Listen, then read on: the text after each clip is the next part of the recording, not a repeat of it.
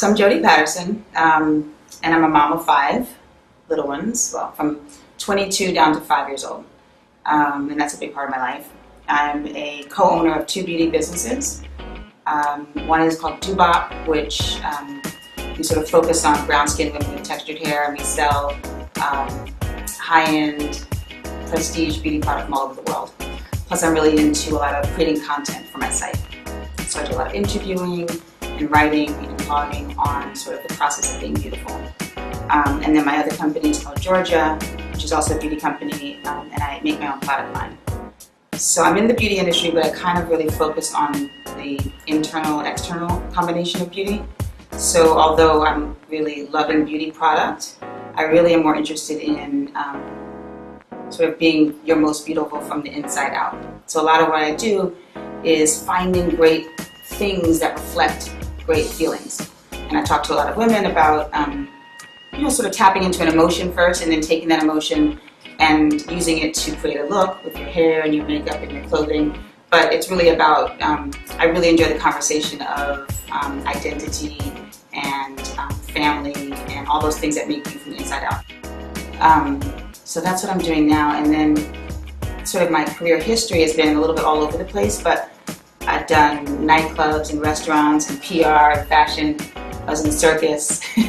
But all of those sort of connect in a way where it's my sweet spot, which is I like to take little niche bits of culture and share them with mainstream. So in everything I do, I'm sort of combining niche culture and mainstream, and that's, to me, really exciting. As I was having more children, I was sort of pulling outside of the fashion world. And I jumped in spontaneously into beauty by opening up my own beauty boutique and launching my own product line, but not with any sort of strategy. I mean, I didn't really have a history in sales or purchasing and buying and those strategies, but I knew I loved beauty and I knew I did spend a lot of time with beauty with my daughter. So I thought, I'll do something that I'm passionate about. But I also saw this documentary on Madam C.J. Walker. So I thought that was interesting that we could maybe do something Black-owned for the Black community. So that was my initial interest, sort of doing something that was very family-oriented. And then my first job in the industry, which was my store that I opened, I had no Black customers. So I opened the store thinking, white girls and people like me would be so excited. But where I was located in Soho, it didn't give me a lot of street traffic for Black women. So my customers were Europeans, Asians visiting the States, white women from America, from the city, and they loved all the things that I was selling. They loved all the product that I had chosen for myself, and it worked for their hair, and it worked for their skin. And so I realized we do not shop, or we don't. If left to our own devices, we don't really choose beauty based on ethnicity. We choose it based on need, and that's when I started thinking about global beauty and trends, sharing trends, and passing them cross-culturally. The same way we share music and fashion and food, we should be sharing beauty in the same way. I have 5 kids, and so being in the beauty industry sometimes is like a conflict for me because I'm talking about beauty, and the industry usually talks about an ideal or like a cookie-cutter ideal. But I have children, so I never want to push that ideal, that cookie-cutter ideal, and I never want them to think what I do is superficial. So I'm always making sure every day when I talk to beauty that it's from a smart perspective. One of my children one of my kids is transgender. So he's a 6-year-old boy, he's a transgender boy. And so in that particular situation, I'm even more hyper aware of identity and what it means and all the influences that we see from the outside that make us think about who we are and sometimes challenge us to re-examine who we are.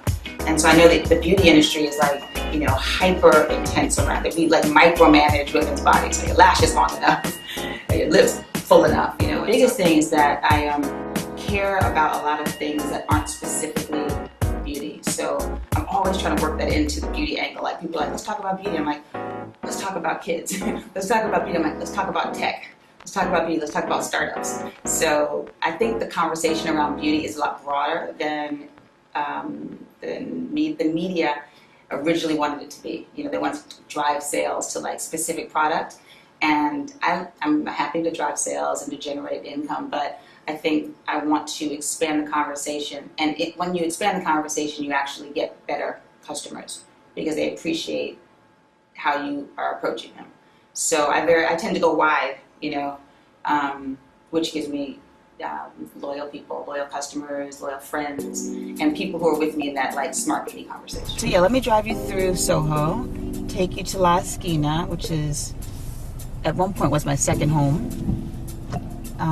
A great Mexican restaurant, love it, really good. And I'm really into the journey because, and I'll take the long route all the time. Plus, half the time I'm getting lost and I'm really bad with directions. Anyone who knows me knows I'm totally off with directions and time. So I'm all into the journey because my journey is usually like even longer than it should be. So I enjoy it. I just take my time. I enjoy it. And then I always have the destination in the back of my mind. So I will get there. That is the goal. And I usually attain my goals.